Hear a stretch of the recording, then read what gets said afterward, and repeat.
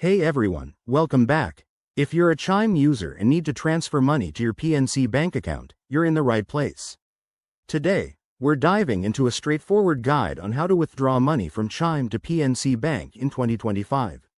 This process is super handy for managing your finances across different banks, and I'll walk you through it step by step so you can do it quickly and without any hassle. Let's get started. First things first, make sure you have both your Chime and PNC Bank accounts set up and accessible. Open the Chime app on your phone, it's free and user-friendly. Once you're logged in, head over to the Move Money or Transfers section. This is usually found at the bottom of the screen. If you haven't linked your PNC account yet, you'll need to do that now. Tap on Add an account and select External Account.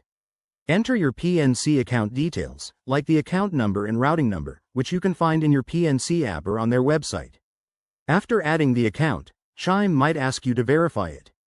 This often involves making a small test deposit or answering a security question. It's quick and ensures everything's secure.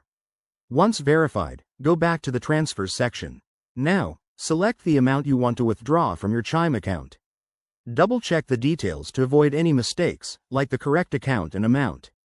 Hit Transfer or Send and confirm the transaction.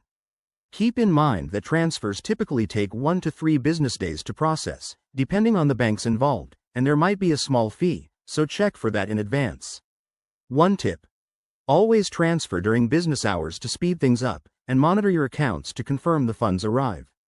If you run into issues, Chime's customer support is pretty responsive. Just reach out through the app.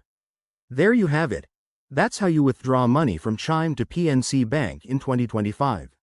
It's a simple process that puts you in control of your money.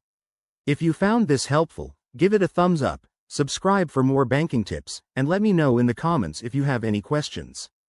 Thanks for watching, and see you next time.